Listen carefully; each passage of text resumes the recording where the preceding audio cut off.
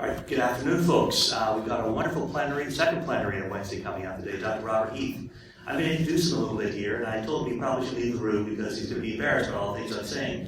First of all, stick around. Got a BS and MS from UVA in 1996, 1997, PhD from Stanford in 2002. From George Giannakis in UVA, was that correct? Yeah, I work with Giannakis, yes. Cool. Got numerous innovative research firm positions, including at IOSPAN, where he would develop one of the first commercial MIO-IFDM systems and KUMA systems. And since 2002, he's worked at the University of Texas at Austin. He's currently an endowed professor there. When I was writing this up, I was getting kind of tired of writing down the word numerous, but I'm going to do it anyway. I'm going to say it anyway. He has numerous senior and editorial and conference positions, such as TCOM and transactions at the nuclear technology.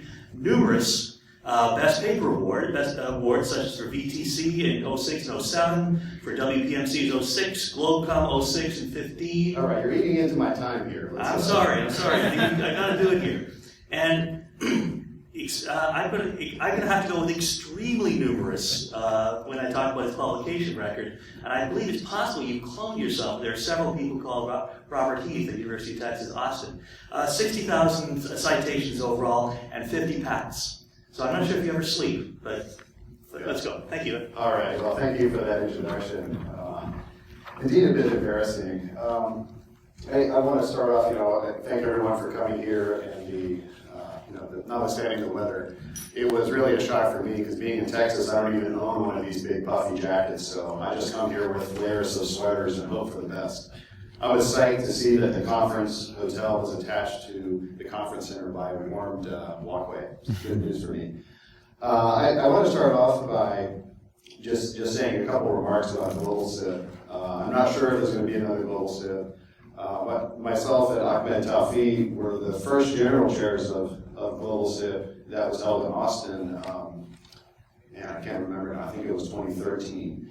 And what we had envisioned was having a conference that had workshops associated with different areas. So people would propose workshops, let's say on 6G, and then authors would submit to that workshop, and then every workshop would have a poster session and a plenary. And we also implemented some interesting things in the program where we were orthogonalizing the plenaries. So someone could come to the conference and just sit in plenaries for 3 days. I don't know, that just seemed like an awesome idea.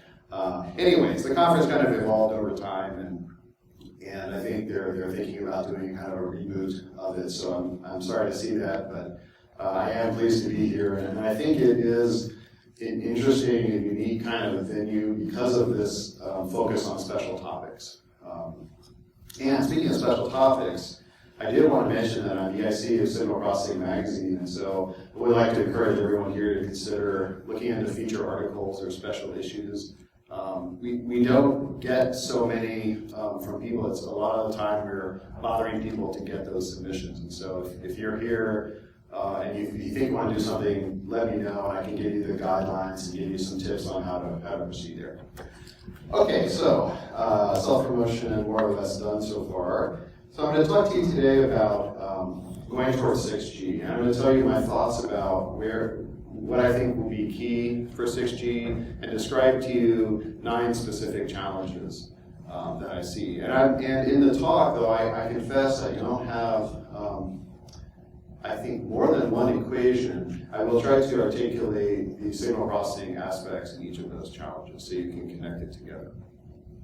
Now, going towards 6G, I mean, 6G is a term that industry is a little bit reluctant to use because they still want to sell a lot of 5G equipment. But it's of great interest. The President of the United States so far, Donald Trump, is especially interested in 5G and 6G to keep the U.S. competitive. So you can see that all levels of the government are excited about cellular and especially going towards 6G. Now, I want to start by just giving you a couple slides on about 5G to put this into context, because I know that some of you may not be working in cellular, and I want to explain a little bit of 5G and the terminology. So 5G is interesting for a couple of reasons. So one is that the way it developed The previous cellular standards were primarily pushed by the companies, the operators, the equipment providers, the handset makers, because that was the whole ecosystem there. What's interesting about 5G is that many other stakeholders came together to develop the standard for their specific applications. So not only do you have usual industry folks, you've got end users, people from different business verticals, even policy folks, as well as different standardization organizations that are not all part of the main standard there. And so there has been a lot more involvement from the general technology community in the development of 5G. And one of the things that really struck me, so the figure you see on the left here, it is usually called the 5G flower. It indicates why it's called a flower, I hope is obvious. It's a multi-petaled colored flower. And one of the interesting things about 5G was it was designed to have a whole bunch of different knobs that could be turned. And those knobs could be used to, say, have higher data rate, lower latency, different things, not necessarily all simultaneously, to be clear. Now, the thing that really strikes me about 5G, got me excited about it, was the embracement of industry verticals. And I highlighted the automotive one because I'm going to mention that later in the talk. But what's interesting is that, so auto companies came to the standards and started talking about their requirements and their needs. And so 5G is actually being, was supposed to be developed with these different industry verticals in mind. And there's automotive, health, energy, a lot of different areas. And so this has brought in new consumers. And the carriers are really excited about this. In part, they believe in the transformative power of these different verticals on society. And also they see that there's more customers they can sell equipment to. If everyone has a phone, how do you sell more phones? Well, you can sell a phone to their car, a phone to their water meter. So that could be more interesting for them than the societal benefits, but we'll give them the benefit of the doubt. Now, 5G, the promise is great, and I could see just reusing this slide and putting 6G on it. But I want to articulate a bit why, where I see that 5G is going to be limited, and why we might need to do something that's more disruptive than 6G. So I've outlined 3 different areas here. So the first one is that one of the main features of 5G was that it embraced a millimeter wave communication, so going to frequencies above roughly 28 gigahertz. And the reason to go there is to get higher bandwidths. And when you have higher bandwidth, you can get higher peak data rates. Now, the problem I see is that the 5G right now is specified to go to a maximum of 400 megahertz, which is a lot of bandwidth, but it certainly it's not as much as you can get at higher millimeter wave bands. You can get much, much more. And so it's not exploiting that enough. And then the current release of 5G is supporting only 28 and 38 gigahertz. So the carriers are just barely into millimeter wave. And doesn't go, at this point, up into the E-band or even above 100 gigahertz. The second thing is that while that story about the industry verticals that I outlined was a key part of the development of 5G, I think it was more PowerPoint engineering than communications engineering. So if you look at the early trials of 5G, the pre-5G equipment, it was primarily fixed wireless. So you're communicating from a base station to a fixed house. Now, the power of cellular systems is really to be able to move around, and so it's kind of limited. And then the second application has been the smartphone, as it was in previous releases too. But they really didn't focus on those other verticals, and now they're trying to look at them. But the whole standard was created really with low mobility and these kinds of applications in mind. So that's, I think, a significant limitation. And I'm not convinced that 5G can evolve to support all of those requirements. I think really an additional change is going to be needed. And finally, I wanted to mention that 5G did not embrace this idea of data-driven signal processing, where using machine learning or AI. Now, I think there's a lot of potential here. I'm not just saying this because I know that putting ML in my slide would get more attendance. I probably should have just put that in the title just to get more people here. But I do think that there are many opportunities for data-driven approaches to do things at the physical layer, modulation, coding selection, waveform optimization, resource allocation. And I say this because there's a lot of functions that are not specifically standardized, like let's say scheduling, that are already done by algorithms, and those algorithms could be smarter at using learning-based approaches without any additional work. But I'm going to explain to you how, if you really want to embrace the data-driven paradigm, there's going to be additional hooks needed in the standard to allow the exchange of data to the learning engines, and then to bring it back to help to control the different functions in the radio. So I'm going to explain that momentarily here. Okay, so the plan now is I'm going to talk about 3 different directions that I think are promising. Within each direction, I'm going to highlight 3 specific challenges. I'm going to start off on the pure physical layer on the higher bandwidth, larger arrays and terahertz. To put some context here, so this what you see on that top strip there is an example of, it's one slice of the FCC Spectrum Allocation chart. So this is in the US, but other countries have similar such charts and similar such extensive slicing of the spectrum. And the millimeter wave spectrum goes from roughly 30 gigahertz to 300, and what I'm showing up here is up to 100. And you can see some interesting things that I highlighted the places where 5G might come in. There's 2 small yellow bubbles there, the places where automotive radar is happening, although automotive radar is being transitioned out of that lower millimeter wave band into 77 gigahertz. And then highlighted there's a big unlicensed set of spectrum there. So there's a lot of potential spectrum, both in the middle millimeter wave bands, and this is just a small fraction of the RF spectrum that could be available. So if you look here in this lower chart, you can see the terahertz band highlighted there. So terahertz is the band that's fitting within kind of upper microwave and then getting into infrared.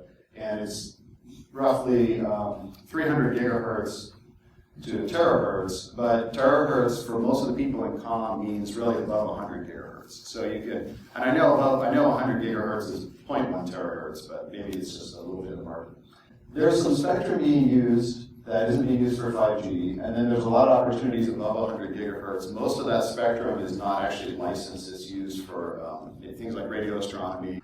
So why might we want to go to higher carrier frequencies above, say, 40 gigahertz? The main reason is really bandwidth. So the higher the carrier frequency, the larger the channels tend to be. So in the 60 gigahertz band, for example, the Wi-Fi that operates there uses 2 gigahertz of spectrum, whereas at lower frequencies, it uses typically 20 or 40 megahertz, so maybe it could aggregate up to 120. So at higher frequencies, you just get a natural expansion of the bandwidth. And so this is the closest thing I have to an equation in the talk. I just abstracted a bit the usual Shannon formula to explain the role of some of the decisions that are made in cellular. This is rate per user in bits per second. And you can write that as a product of bandwidth. It scales linearly with bandwidth. Times a MIMO factor. This is how you make use of your spatial degrees of freedom. If you use spatial multiplexing, lots of antennas, you can support multiple data streams to a user. And then there's a spectral efficiency term. If you were doing like a basic Shannon expression, this would be log of 1 plus SINR, or SNR, depending on your assumptions. And that also includes the power and the bandwidth too. And then finally, there's the number of users. And the number of users is something that people often forget, but remember in cellular systems, there are many different users attached to a particular base station. And so in general, if everyone's trying to access the system, they'll get a fraction of the rate that's available. If 100 people are trying to do something, everyone will get roughly 100th of the spectral resources. And the way the cellular companies have been dealing with that problem is they build base stations more densely. So if you, in that same area, you put 7 base stations, now there's about 15 people per base station, and everyone gets 1/15 of the rate. And so that's a very important number. Now the thing is, if you think about the technology, what are the easy things here to tweak? Well, building a lot of base stations is costly. So that is very effective, but it needs a lot of work, a lot of infrastructure. Going to MIMO, having larger numbers of antennas, it's of interest at the base station, especially for massive MIMO, but it's really hard to put multiple antennas on the devices. And even those massive arrays are challenging to site and to build for just more mechanical and civil engineering reasons. And then finally, the spectral efficiency. Really, the best way to increase that is to increase the operating SINR. But because cellular systems are densely deployed normally, SINR, median SINR is usually around a couple dB. So it's really hard to increase that SIR term. In any ways, it's logarithmic with SNR. So bandwidth is, I think, to the first order, is the easiest way to just increase peak rate. And peak rate is a favorite of the marketing teams because the higher peak rate, they can try to get more consumers there.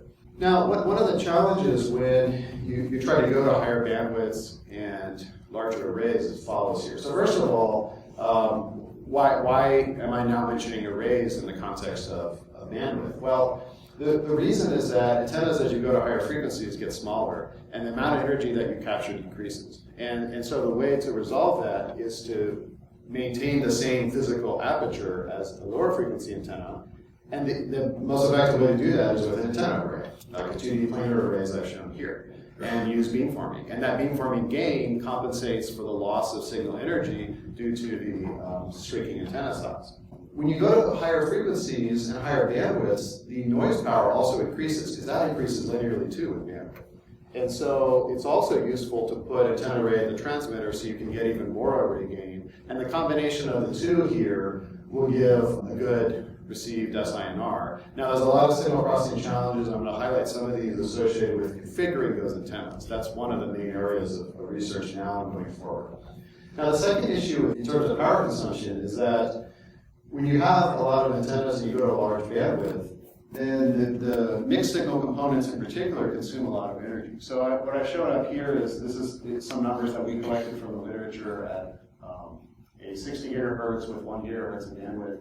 ADCs can consume 250 milliwatts, whereas the LNA and the RF chain is maybe more like 40 to 60. Now, I know these are just numbers that we picked from the literature. There are cases where published papers have maybe 10 times lower than this, and actual products have maybe 50 times higher than this. So the range is huge, but the general trend is that the higher the sampling rate and the higher the resolution, the more power that device consumes. And when you start having multiple antennas, and you use the usual MIMO architecture where you have a full RF chain and data converter for every antenna, the power consumption is scaling linearly with the aperture. So when we solve the problem on the left here, the power consumption on the right goes up. So we're fixing something and we're creating another challenge elsewhere. And so one of the main challenges I see here is developing architectures that have lower power. And the way to do this is to understand, to go back to circuits and understand better how circuits work, what are the trade-offs that can be made, and then looking to see whether the resulting signal processing challenges. Because generally speaking, reducing power is going to create additional impairments. And those impairments are often things that are nonlinear or non-Gaussian that could lead to new algorithms, but you really need to understand better how those devices work. So I've been really excited about the last, the idea of reducing resolution. So having a fully digital array, but taking the ADC resolution maybe down to as little as 1 bit. So 1 bit is just essentially just a sign. And you don't need really automatic gain control when you have 1 bit because you're just picking the sign of the signal. So you can actually reduce the RF complexity quite a bit. There are trade-offs, of course, too. And then I wanted to illustrate why this becomes interesting. So, on the left here is a very high resolution ADC. You can see how the noisy received signal is quantized, and the reason for those little bumps in that signal is not because of the quantization, it's just because of noise. And on the right-hand side, you will see that with a 1-bit ADC, we're basically just quantizing the sign, and you get all these weird artifacts in that received signal because the noise pushes the signal just a little bit above the threshold, and instead of being at -1, it shoots up to 1. At higher resolutions, we always model quantization noise as just an additive disturbance, but at very low resolutions, you really need to embrace that nonlinearity in the whole problem formulation system design. We've been doing that a bit in my group. We have looked at the capacity of systems with low resolution. We've developed signal processing algorithms for doing compressive channel estimation for narrowband, for broadband systems. We're now have been looking at synchronization, time synchronization, frequency offset synchronization with low resolution, and looking now at low resolution of the transmitter. And there's probably, I think I would say, around 7 research groups in the US and around the world that are heavily investigating this, and a lot of people are looking at low resolution as well. And I think that this is a nice area. There's still a lot of fundamental theory to be done, and a lot of opportunity to do things that we had been doing, like things like compressive phase retrieval, things like that you can actually do in this low resolution framework. Really exciting. Okay, so I'm going to talk now about the 3 challenges I see here. So first of all, I think that it would be really interesting to imagine how to design a cellular system completely around that low resolution idea. And this is not unlike how GSM was developed. They chose the GMSK modulation in part because you operate the power amplifiers in more nonlinear regime, and it made them so much more power efficient. And some of you probably weren't alive then, but the early days when we had IS-95 CDMA phones and GSM phones, and one of them was like a brick and the other one was closer to a credit card. And I think it made a lot of impact. And then we went to this model where we kind of abstract the hardware, and we do all the good signal processing stuff, and then somehow magic happens and it gets in the phone. But when you go to the higher bandwidths, the higher frequencies, we need to rethink that because we can't afford the power. And so designing a standard around this is going to involve understanding the impairment, perhaps modifying the ways that the cell beacon happens, doing the training, the channel estimation, the synchronization, all the core physical layer features need to be rethought to operate as low as 1 bit. And I think that's a research opportunity here. So the second challenge is that what I've seen is that the impairments in RF transceivers, especially as you go to higher frequencies, become more severe. And so, for example, let's talk about phase noise. So the typical approach, if I was working with an RF designer, they would ask me how much phase noise I can tolerate. Because the more phase noise I can tolerate, the cheaper they can make and the lower power consumption they can make their component. And so I would run some simulations and try to understand the effect of phase noise, and then I would say, well, phase noise is below this level. And then there maybe would be a back and forth trade-off. But primarily there would just be a condition under which basically phase noise is neglected. Now, as we start getting more and more impairments, though, that may not be possible, so it's better to actually model that and understand its performance in the algorithm. So if you develop MMC channel estimator neglecting phase noise, and then it doesn't work well, how well could it have worked? Well, you can't neglect the phase noise. You need a new model with the phase noise impairment, and then need to come up with another receiver structure. The other thing is that when you start building these antennas at higher frequencies, they become less perfect. You start pushing them together, they start to get coupled, and the fabrication process is also not ideal. So there's a lot of departure from sort of the uniform linear array structure to something that's non-uniform space, non-uniform antenna elements, and so electromagnetics is going to come back in. Now, there's some folks that are working on electromagnetics, bringing that back in the fold. My perspective is that the right approach here is actually just to go back to circuits. Like if you look at some of those old textbooks where they taught signals and systems, there was a ton of circuits in there. So it was circuits and signals. And then later we went to just more abstractions of the math. But originally, that's the way it was originally taught. The circuit theory, what's nice about it is you can use good abstractions of antennas. For example, you can define, using this Q limit, a minimum Q antenna. So that can be a model for, okay, this is the best antenna I could design, but I don't have to design the antenna. I can put that in there. And then you can do things like with mutual coupling, impedance matching, all of that can be supported using circuit approach. And so I think it's the right way to take the ways that RF is characterized now and then bring it back into the theory and then developing algorithms. Like I saw a nice paper from Brian Hughes at North Carolina State University where he had a joint channel estimator and mutual coupling estimator together. By using the voltages and the currents, was able to find an algorithm that could estimate the parameters of the coupling and do an optimization to reduce it. Now, when you start embracing the circuits into into the theory, interesting things started to happen. And we did a couple studies on this. My postdoc, me, Ms. Gotti, and my student, Sandy Saab, have been working on this. Me actually has just joined university here in Canada. For one, so if you have an analog array, and what people in signal processing like me don't usually realize is that when the array gets large, the usual assumption that we make in array signal processing is the plane wave assumption. So that relates the angle of arrival to the delay in the phase across the elements of the antenna. For large aperture, or equivalently higher bandwidth, that assumption breaks down, and the antenna array becomes frequency selective. And so if you try to do a frequency flat kind of beamforming, you find that a larger aperture, the bandwidth decreases. And so this whole story about MIMO scaling with bandwidth to infinity starts to break down, because at some point the antenna is so large that you're not accounting for the spherical nature of the wave, and there can be an optimum bandwidth. And furthermore, there can be an optimum carrier even. And so we did some work to kind of characterize that under admittedly some specific assumptions like narrowband beamforming. If you do broadband beamforming, you can do better.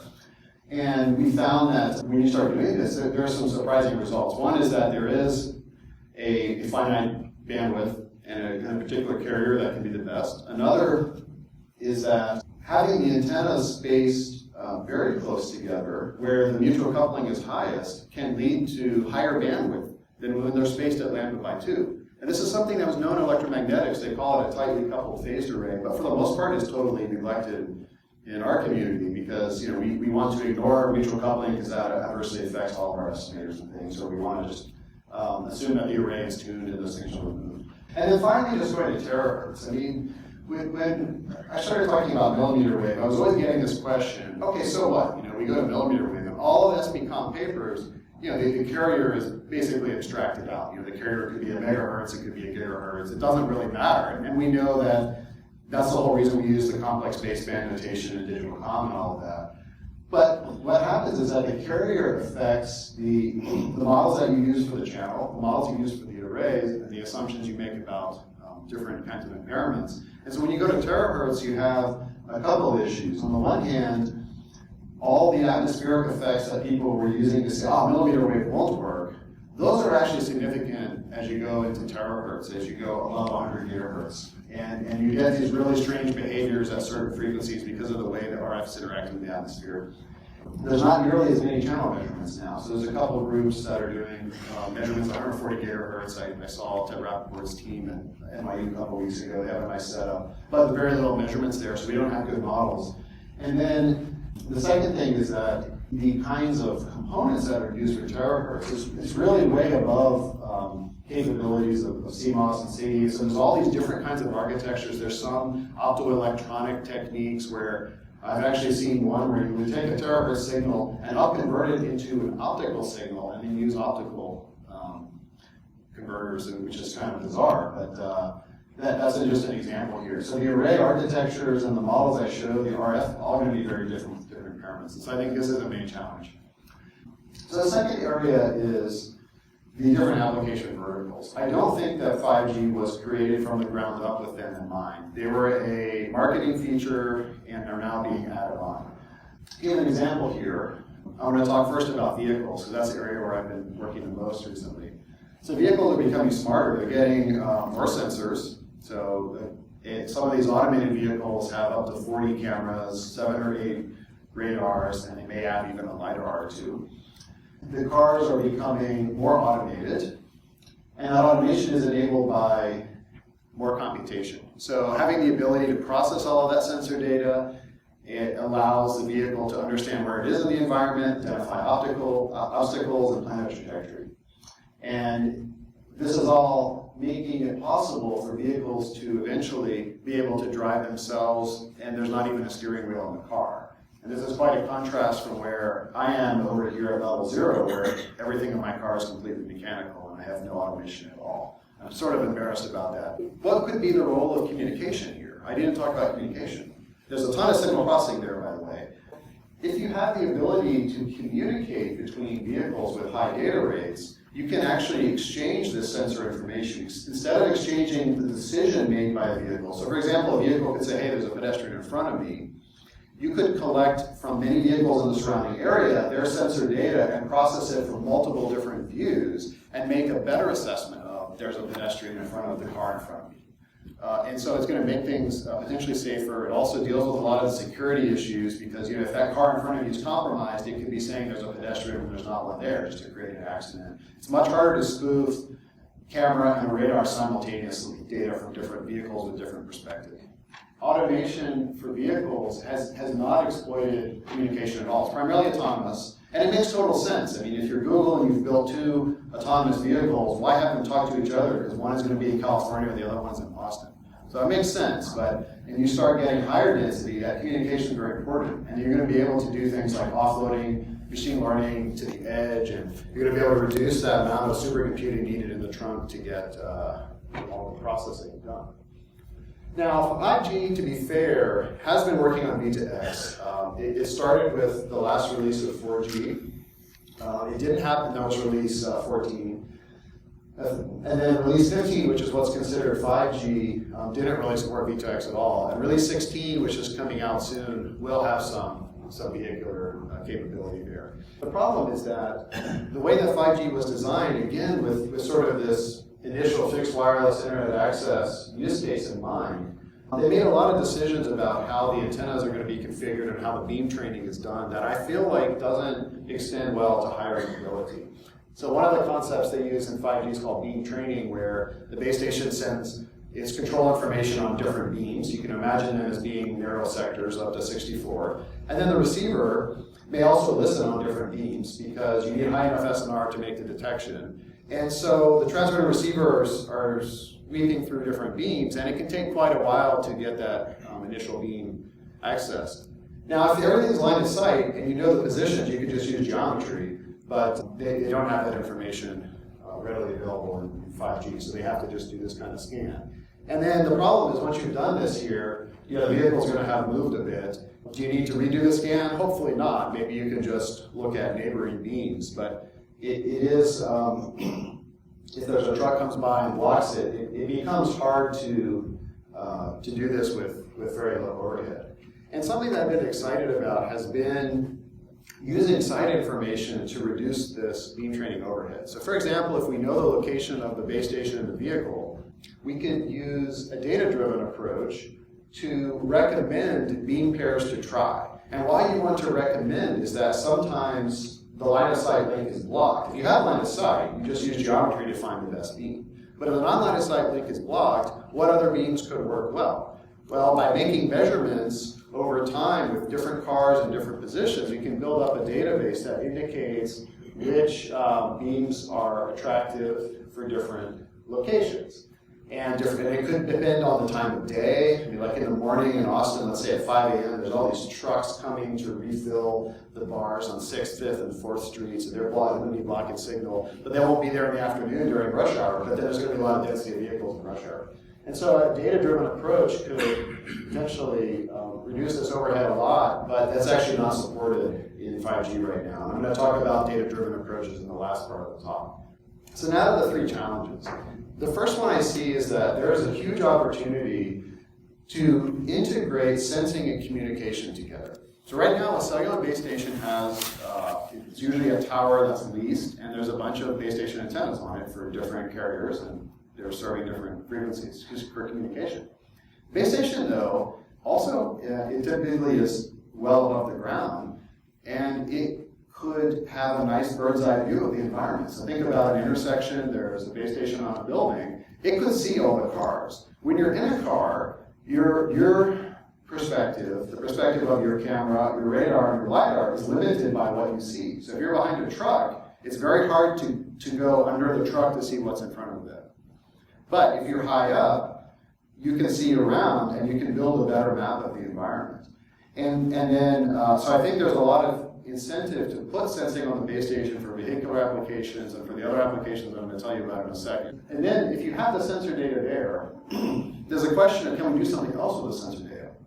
So what we've been working on quite a bit, and my colleague Maria Gonzalez-Strauch has done particularly a lot of work on this with one of our students, is to use the sensor data to help configure the communication. So position is just one example. So There's other examples where using radar. So you could use radar to track vehicles or to detect blockages and then inform the beam training algorithm and give it side information so that it knows better what to do. And we've even got a recent paper where we've done this with a LiDAR. So we use LiDAR information to help do the millimeter wave beam pointing. And that we presented some of that work at SPOC a few months ago, and then some other work at ICC. And so, but the integrating together it requires creating these pathways from the sensing into the communication stack. And that's something that is really disruptive and is not there right now. Now, the other thing that is also interesting is that if you look at, let's say, automotive radar right now being deployed at 77 gigahertz, you've got millimeter wave comm at 38 gigahertz, you've got a license band at 60 gigahertz. Those frequencies are not too dissimilar. So why not also leverage the communication signals for radar? That's also an interesting topic, and we've done some work on that with joint communication radar, where you use the communication signal, you listen to the echoes to do ranging and target tracking. And then it creates interesting trade-offs that could be had, because now maybe you've got a sensing and a communication, that they're sharing the same resources. And so maybe the environment is complicated, so you want to devote more resources to sensing, or the environment, you need more distribution among the vehicles, you have to devote more to communication. So it creates a lot of interesting research problems there. The second thing is that there's been a lot of emphasis on vehicles on the ground, but not as much in the air. And so this may happen in release 17 of 5G. There's I think there's a study item on it right now. But when you bring the vehicles up in the air, you've got all kinds of intriguing problems. Like right now, the way the base station antennas are laid out is they're focusing their beams down towards the ground. They're not looking up. Now you can get, from the side lobes of the antenna, you can, and the fact that it's line of sight and free space, you can communicate quite well with base stations right now. Everyone here who's used a cell phone on an airplane knows this here. Of course I have not, that would not be allowed, but someone I'm sure has. And you can use it up to 5,000 to 6,000 feet or beyond, depending on it, for sure in a small airplane. So that's a challenge, and then there's a lot of opportunities with aerial vehicles in places you might not realize. I mean, there's the usual ones that are advertised. I think there's a lot of interest in pizza and burrito delivery with these aerial vehicles. I'm personally not a fan of either of those, so I'm not sure why we need that. And sushi I could get behind. But there's also work happening now in what's called urban air mobility, where aerial vehicles, electric aerial vehicles are being designed to take the place of helicopter transport and be made available much more broadly to users. And Uber has a project on this, and they're investing in these companies. There's about 100 companies that are trying to make those vehicles. So that's going to happen, and that's going to be create, I think, a real disruption in the way that transportation works. It's going to make it possible to communicate, to go to things in more congested cities. Maybe it'll be possible to live at the lake and commute in, things like that. And I think that's, in communication and signal processing is essential there, because you need to know where the other vehicles are. You need to plan, share how you're going to share the airspace. You need to schedule. You want to make sure that the passengers don't collide with the burrito carrying UAV and crash and die. That would be horrible. So a lot of the challenges here, there's channel line propagation. One of the interesting things is the aerial vehicle, normally there's a trade-off being made about payload capacity and flight time. And so if you have a lot of signal processing, say you have a bunch of GPUs on there, they could be heavy, and they also consume power. And so there's interesting trade-offs to be made about decentralizing the processing, maybe doing it at the base station versus at the aerial vehicle. But then you still need some autonomy for the aerial vehicle if it can't listen to the base station. And then finally, I emphasized aerial ground vehicles, but these are really just larger examples of the general area of robotics. And these robots could be used in factory automation. They could also be personal robots that are carrying our groceries with us. Could be a robot that's delivering someone to a meeting in a business. There's many disruptive things that are going on there that I think could be incredibly interesting. And communication is important even on the robot itself, because it's really hard to run communication wires when you have a lot of articulation. You can convey power, but high data rate signal is hard. And if you're a robot, why do you have to have the eyes on the head of the robot? I mean, we've evolved that way for some reason, but why not put the eyes on the hand if the robot's manipulating something? Well, the reason is they can't get the data off of that to process it, but with a lot of communication it can be done. Okay, so now the last part here, I'm realizing I'm going using a bit of time here, so I'll try to just highlight this here. I want to talk about, where does machine learning plug in, the hot topic du jour. First, I wanted to give a slightly lighthearted introduction to the topic here. So this is, my colleague Maria and I have had several cartoons published in Signal Processing magazine. The benefit of being the EIC, I get curated my own content. This is an example from one of them on machine learning. We have 3 different billboards. These are modeled after those billboards for drug advertisements, so we have a board. This might be a grad student here. Do you still think that ML stands for maximum likelihood? In a signal processing audience, if you say ML, a lot of people are thinking, oh yeah, the maximum likelihood estimator. But almost everywhere else, ML is now machine learning. And then, you're getting the visibility for your work. I mean, I've had cases where industrial sponsors said, hey, we really like what you're doing, but can you put machine learning in the title so we can fund it? So that happens there. And so there's a lot of interest in what we call ML for X, machine learning for everything, just to take advantage of all this growing hype. Now, of course, it's going to be overhyped in probably another year, but that's another story there. Now, machine learning for communications is not just jumping on the bandwagon. There's a lot of reasons to use machine learning because a lot of communication systems and signal processing is done based on a model-based approach. We understand the propagation model. We model it as a linear time invariant system. We know we use linear Kalman filters and estimators, and so it's something that we're very familiar with. And what the power of machine learning is really that the algorithms can discover the model along the way. And so if you have a case like where you have a linear time invariant system, but there's nonlinearity in the RF, there's phase noise, and a bunch of other impairments you didn't account for, the approach we would take right now would be to evaluate the effect of those impairments and try to make the hardware people make their hardware better. But with machine learning, you could try to adapt to those impairments, and these might even be device specific. So it's not going to be, could be on a base station, so the learning can happen everywhere. And we looked at this some for scheduling a massive MIMO with where you're trying to share, communicate, figure out which bands to use. We've also been looking at this for that beam management that I mentioned before. But we generalized it to the case where the system has knowledge of where all the vehicles are and if there are trucks and cars. And we found that having that extra knowledge and using the right kind of machine learning, we used primarily random forests, although we did try deep learning, we just weren't able to get as good of a performance with it.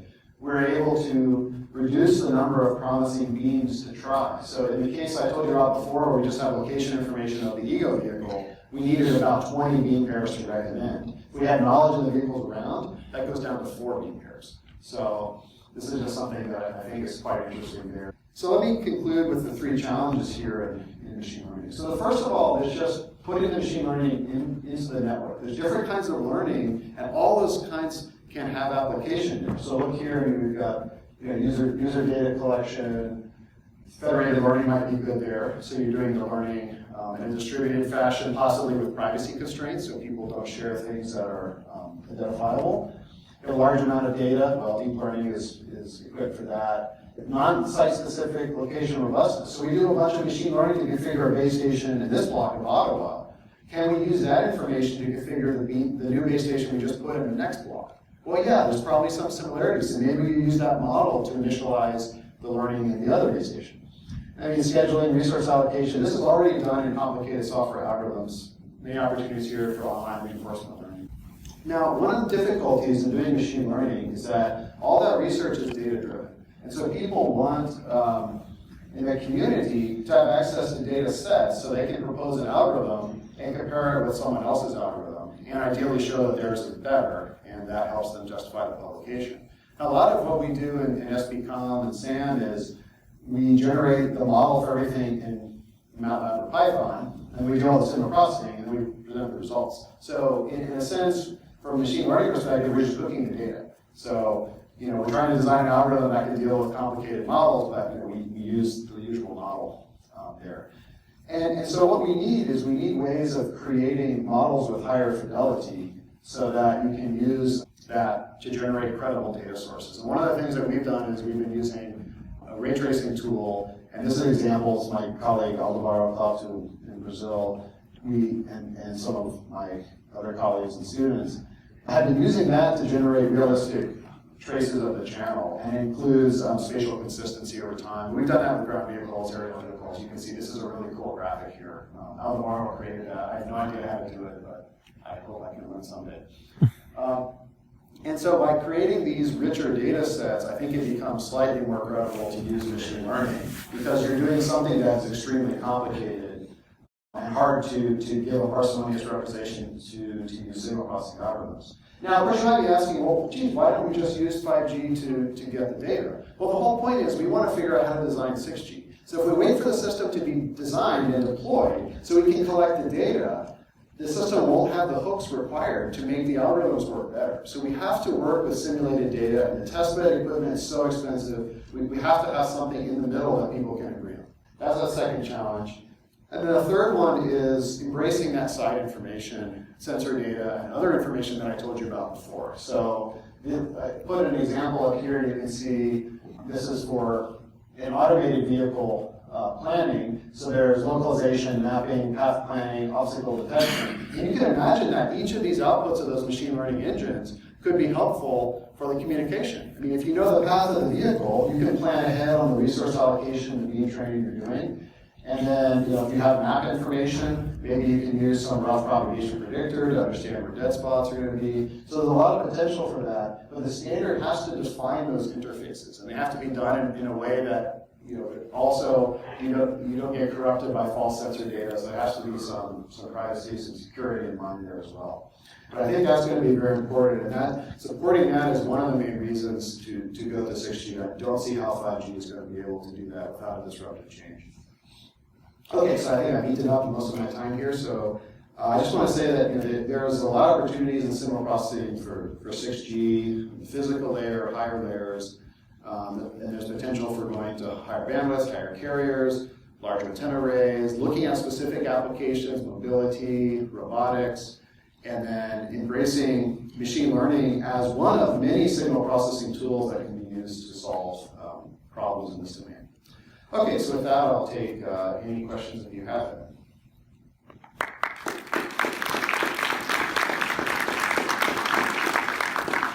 Thank you. Some questions? Hopefully we have some time after that long introduction, and just sorry. I talk too much, I apologize. No, absolutely not. Hi, thank you for the nice talk. I've seen some recent works using metasurfaces and what they call large intelligent surfaces for 6G. Do you have any thoughts on this?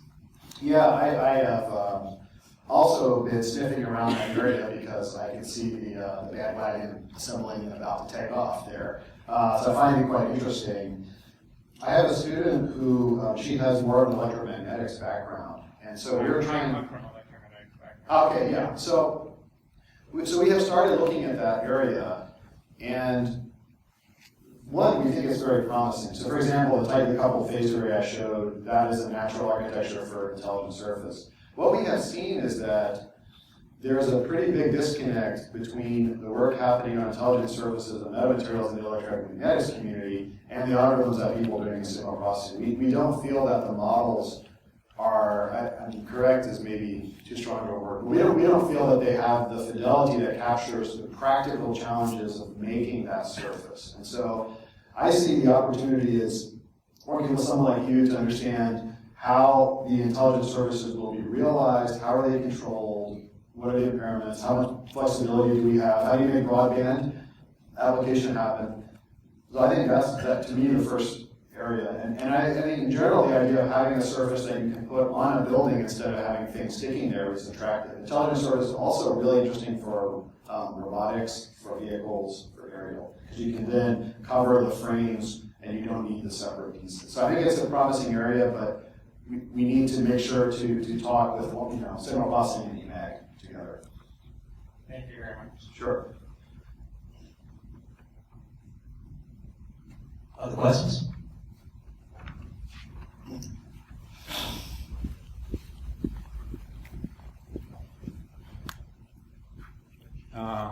If I may, two short questions. One question, what is your vision about the density of 6G cells? And the second one, about 10 years ago, the cognitive ratio was a big hype, and I think it will have something to do with 6G, the cognitive response. That's there's two great questions here. So the first one you were asking about density. So one of the challenges of that was faced in 4G, in fact, was there was a lot of excitement around small cells, femtocells, but that wasn't realized because of the difficulty of siting and obtaining permission to use the infrastructure to make those small cells happen. So every city has a different policy about how they're going to make their land most available. And so small cells weren't as successful. And small cell, densification is a critical technology, especially for millimeter waves and higher frequencies where the short ranges are important. So I think that density has to increase in 5G and going to 6G. And the way that I see that happening is captured in this idea of integrating communications and sensing together. So the sensor data is incredibly interesting for cities. So right now in a city, they typically, to monitor traffic, they deploy, they have those loops on the ground, and they have cameras in a few places. But they don't have a real good way of getting a picture of the state of the transportation network. And as a result, they don't dynamically retime lights and things. So by having sensing there, what I feel is that this is going to create an incentive for a city to now allow companies to put up this infrastructure because they get something in return. In most of the systems that they deploy, they're proprietary. They don't even have access to the video. It's not standardized. So they don't have. And then if a cellular company puts something there, like we know that Google has got a lot of traffic information, but if the city wants it, they have to buy it. So I think this is going to create an opportunity for the cities to open up more, and that will allow densification in the critical areas, which is urban areas. So that was the answer to the first question. So the second question was about the potential for cognitive radio if it's going to come back. And I think that there is a lot of potential, but it will be cognitive radio perhaps with a different primary user than was considered before. So one of the other users of a lot of the spectrum I mentioned is radar. And so having cognitive operation accounting for different radars I think will be really interesting. And just generally this idea of adaptively choosing spectrum opportunities is going to be important because there's going to be so much spectrum. So you could be in a situation where you could use a VHF, a UHF, a millimeter wave signal, like which one do you use? And that, I think, you would make that decision using some of these cognitive radio principles. But this idea of specifically, say, sharing, spectrum with TV white space, all of that, I mean, I don't think that that's going to be critical. But this adaptivity of the spectrum is going to be important, and dealing with incumbent radar and military users. Thank you for that. So wireless networks have been growing lately, but still wired connections are cheaper than wireless systems.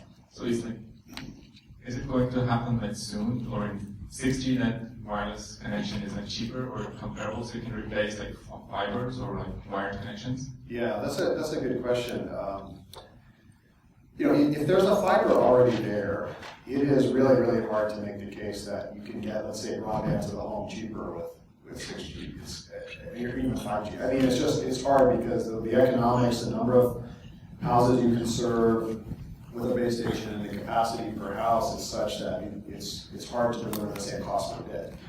Now, the place where these technologies come in is where it is expensive to deploy fiber, and relative to wired technologies, 5G can be competitive. So the neighborhood I used to live in Austin was one of the ones where Google Fiber came in, and part of the neighborhood had all underground utilities, and so they spent almost 2 years digging in what is basically limestone, because this part of the earth was just stone, digging just to the houses with his directional drilling stuff. I mean, it must have cost thousands and thousands of dollars per house.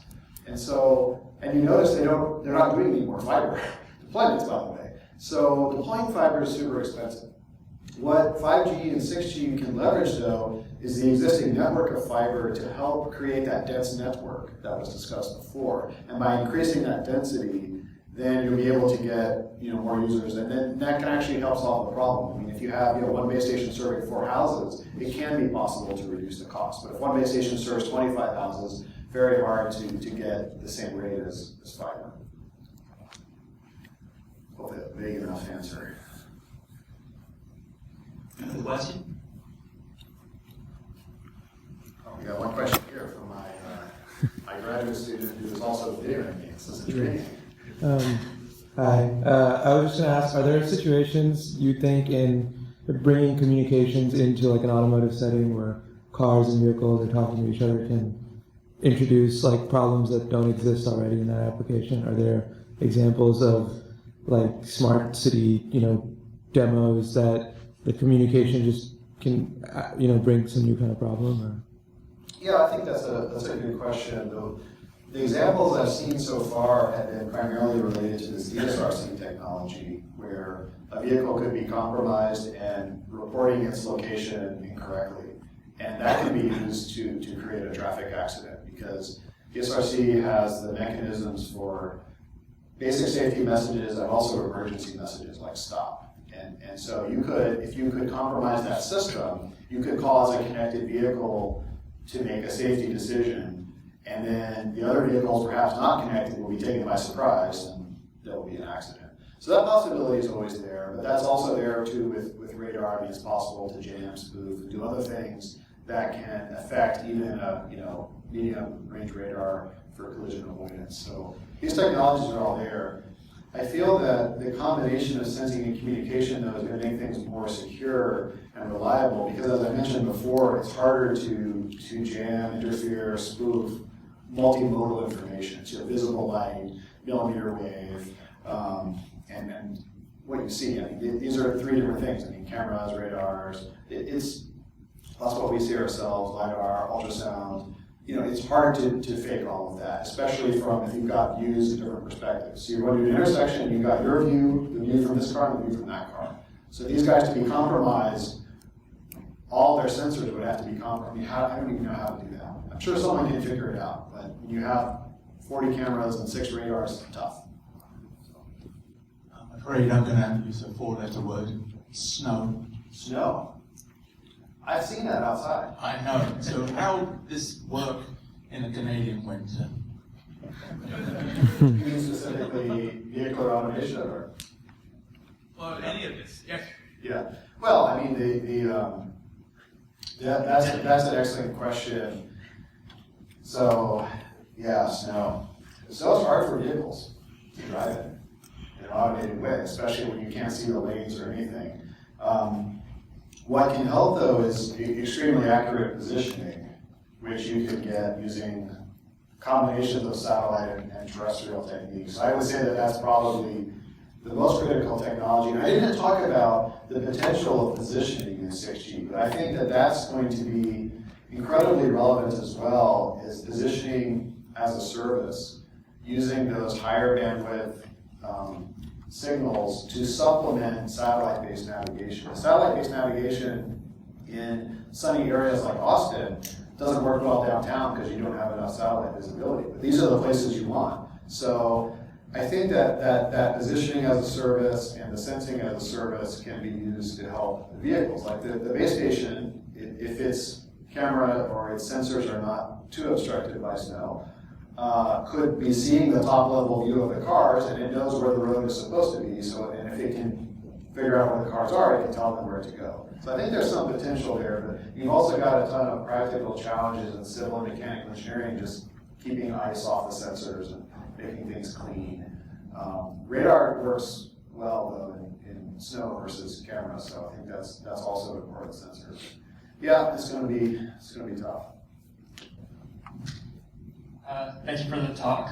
I just have some questions, I guess, on device-to-device communication. Do you see any advancements in standards in 6G, and has there been any real advancements even since release 14, like new transmission modes or anything? Well, what they're going to support in release 16 is what they call sidelink. So if you know the standards that the companies, for various reasons, create new names for everything, I think for intellectual property reasons. So they are calling sidelink the name for device-to-device communication between two vehicles. And so they are supposedly developing that for release 16. And I know companies have approached me about doing projects there. And so the new research there is in developing device-to-device with the capabilities of 5G, so millimeter wave, directional beamforming, and then it was specifically the vehicular application, and then keeping in mind things like where the antennas will be. So there is going to be work on that. I'm not confident that it's going to be enough to do the transformative applications I mentioned, but it will have it there. And even 5G has some device-to-device support, but it's not. I don't think it's different than what was in 4G at this point. So, but it's going to come to the applications. I think we best close, and All right. I thank Dr. Heath very warmly for the excellent talk and great questions. All right, thank you.